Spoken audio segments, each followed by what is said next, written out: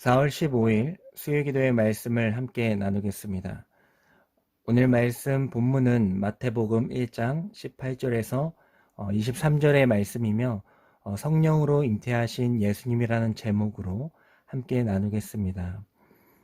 예수님께서 동정녀 마리아에게서 성령으로 잉태되셨다는 말씀은 우리가 매주 사도신경을 통해서 고백하는 교리입니다. 예수님께서 처녀 마리아에게 나셨다는 이 사실은 믿지 않는 분들에게는 신화적인 이야기일 뿐이지만은 하나님의 자녀들에게는 매우 중요한 신앙 고백적 의미가 있습니다.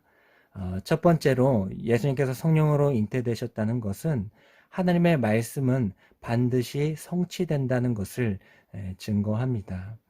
오늘 말씀 22절과 23절의 말씀을 제가 읽어드리면, 이 모든 일이 된 것은 주께서 선지자로 하신 말씀을 이루러 하심이니 이르시되, 보라, 처녀가 잉태하여 아들을 낳을 것이요 그의 이름은 임마누엘이라 하리라 하셨으니, 이를 번역한즉 하나님이 우리와 함께 계시다 함이라.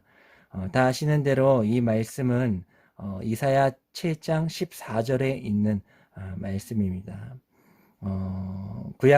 구약의 유다 왕이었던 아하스 왕이 주변 국가 아람과 북이스라엘 연합군에 의해서 큰 위기에 처하게 됩니다. 이때 하나님께서 이사야를 보내셔서 그에게 하나의 징조를 구해라, 그러면 내가 구원해 주겠다라고 말씀하셨습니다. 하지만 아하스는 하나님을 신뢰하지 못하고 아수르라는 강대국을 의지하는 연약함을 보이게 됩니다. 하나님께서 징조를 구하라고 말씀하셨음에도 불구하고 아하스는 제가 어찌 하나님을 시험하겠습니까? 라는 가짜 믿음의 고백처럼 보이지만은 가짜 믿음을 가지고 보이지 않는 하나님보다 눈앞에 보이는 강대국 아수르를 의지하였다라는 것입니다. 아하스 왕을 통해서 우리는 우리의 모습들을 되돌아보게 됩니다. 우리도 신앙적으로 고백을 하지만은 또 그것들 가운데에서 우리가 현실적으로 더 하나님보다 의지하는 것들을, 또 그런 모습들을 우리가 보지 않습니까? 하지만 이렇게 연약함을 우리가 가지고 살아감에도 불구하고 하나님께서는 우리를 견인해 나가십니다. 이끌어 나가신다라는 것입니다. 그래서 결국 아하스는 어떻게 되었습니까? 그렇게 하나님을 의지하지 않고 아수를 의지했던 그 아하스 왕이 어떻게 되었습니까? 거기서 모든 것들이 끝났습니까? 성경은 이렇게 기록하고 있습니다. 그 앞에 마태복음 1장 9절의 족보를 보면, 우시아는 요담을 낳고 요담은 아하스를 낳고 아하스는 히스기야를 낳고, 아시다시피 히스기야는 아주 믿음이 좋았던 왕이었습니다. 아하스가 그렇게 불순종하고 믿음 없음을 보였음에도 불구하고 하나님은 그의 아들 히스기야를 통하여서 유다 왕국을 이끌어 나가셨다라는 것입니다. 그래서 우리는 하나님의 말씀이 선포될 때에 그 말씀은 단순히 그 당대에 끝나는 것이 아니라, 그 순간에 머무는 것이 아니라 하나님의 넓고 크신 그 계획하심 가운데 한 순간이라는 것을 우리는 알 수가 있고, 끝내 하나님의 말씀은 반드시 성취된다는 것을 알 수가 있습니다. 그래서 그 족보를 계속해서 읽어 나가다 보면은 마지막 16절은 이렇게 기록하고 있습니다.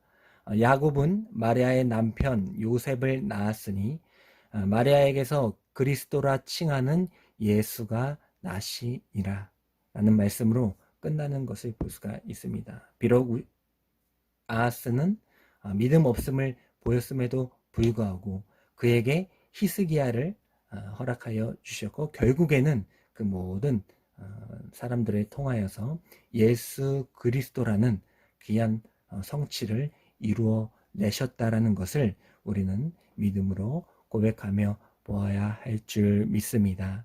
그래서 성령으로 잉태되신 그 예수님을 우리가 신앙 고백하며 떠올릴 때에 하나님께서는 그렇게 반드시 예수 그리스도를 성취해 나가시고 이루셔서 우리와 함께하여 주셨던 것처럼 나의 지금 믿음 없음에도 불구하고 하나님의 말씀은 반드시 성취될 것이라는 그 믿음과 확신을 가지고 하나님 앞에 나아갈 수 있는 저희들이 되어야 할 줄 믿습니다. 또한 이 말씀을 읽으면서 우리는 하나님께서 우리와 함께 하신다는 것을 믿어야 합니다.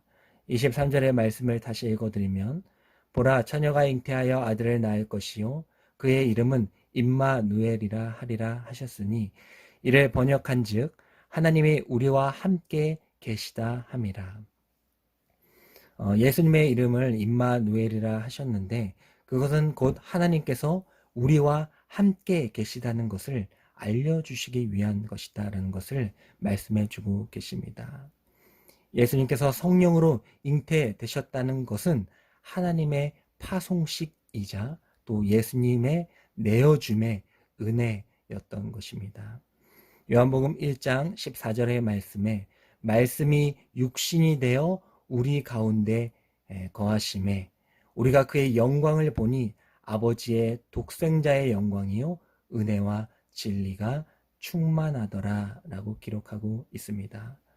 여기서 말씀이 육신이 되어 우리 가운데 거하셨다는 말씀은 예수님께서 성육신 하셔서 오셨다라는 것을 의미합니다.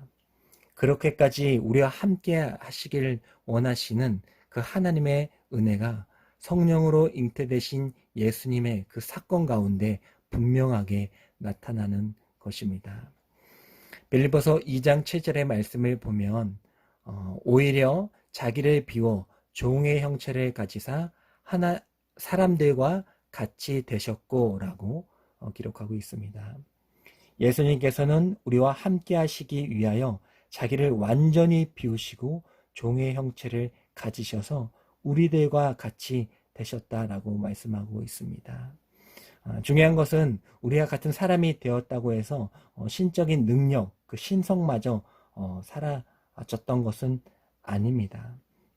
그래서 예수님께서 십자가에 못 박혀 돌아가셨을 때에 힘이 없어서 내려오지 못했던 것이 아니라 예수님께서는 자기를 비워내심으로 제한하심으로 그 모든 사역을 감당하셨다라는 것입니다. 여기서 자기 비움이라는 것은 케노시스라는 신학적인 용어를 사용합니다. 신적인 능력이 있음에도 불구하고 자기 비움, 케노시스, 또 자기 제한, 자기를 제한하심으로 그 모든 일을 순종해 나가셨다라는 것이죠. 주님께서 그 모든 신성을 가지고 있었다라는 것을 우리는 말씀을 통해서 보지 않습니까? 병자들을 고치고 죽은 자를 살리시고 무리를 걸으시며 또 풍랑을 잠잠케 하시는 것을 통하여서 하나님께서는 예수님께서는 모든 능력을 가지셨음에도 불구하고 십자가에서 내려오지 않으셨다. 그 이유가 무엇입니까? 그것이 바로 21절의 말씀에 기록되어 있습니다. 본문의 말씀을 21절의 말씀을 읽어드리면 아들을 낳으리니 이름을 예수라 하라. 이는 그가 자기 백성을 그들의 죄에서 구원할 자이심이라 하니라. 그렇습니다. 모든 신적인 능력을 가지고 있었음에도 불구하고 자기를 비우시고 자기의 능력을 제한하신 그 이유는 하나님의 귀한 백성들, 우리들을 죄에서 구원하시기 위해서는 십자가의 제단을 쌓을 수밖에 없었기 때문입니다. 이러한 예수님의 모습을 통해서 또 우리는 예수님께서 우리에게 바라시는 모습을 또 한번 보게 됩니다. 우리는 우리가 능력을 가졌을 때에 그 능력을 가지고 모든 것들을 행하려 합니다. 또 다른 마음을 품고 그 능력을 가지고 또 위시할 때도 있고 또 교만해질 때도 있습니다. 하지만 예수님께서는 그 모든 능력을 가지고 있었음에도 불구하고 하나님의 뜻을 이루시기 위하여 우리를 구원하시기 위하여 그 모든 능력을 사용하지 않으셨습니다. 우리도 주님이 원하시는 대로 우리가 능력이 있거든 그것은 하나님을 위하여 사용하고 그것은 나의 능력이 아니라 하나님의 뜻을 이루기 위한 하나님의 귀한 선물임을 분명히 고백하고 살아갈 수 있는 저희들이 되어야 할 줄 믿습니다.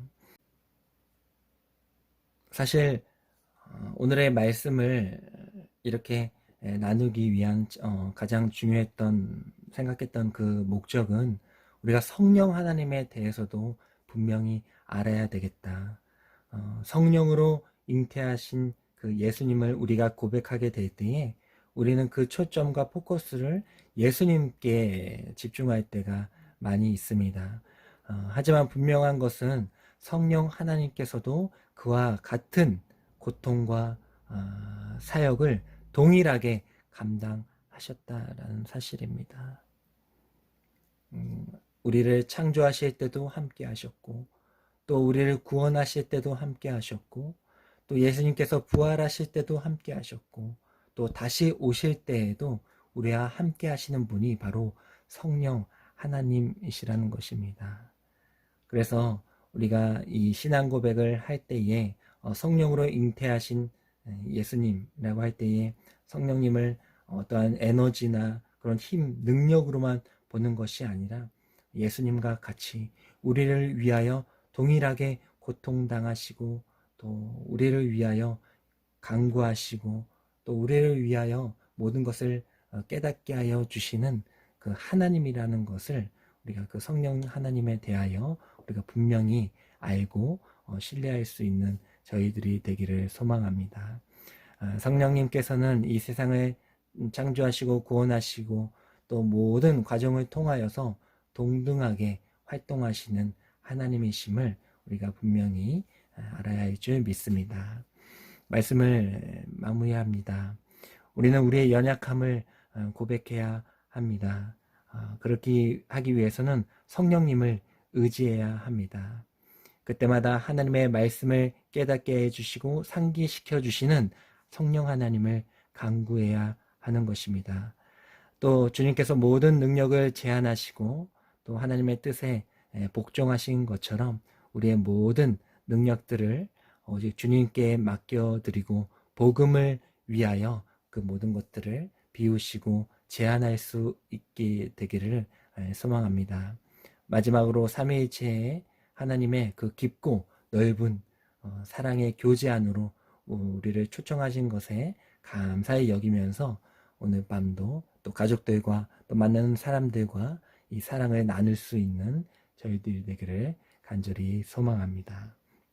기도하겠습니다. 사랑의 하나님 아버지 참으로 고맙고 감사합니다.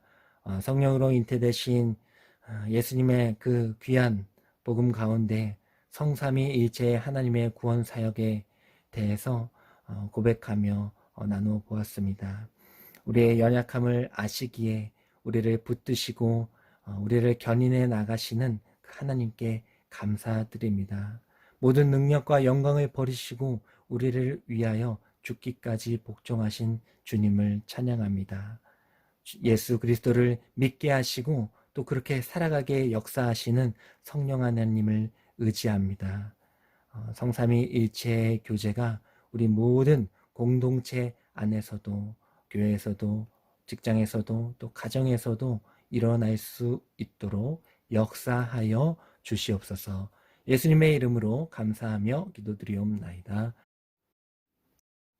아멘.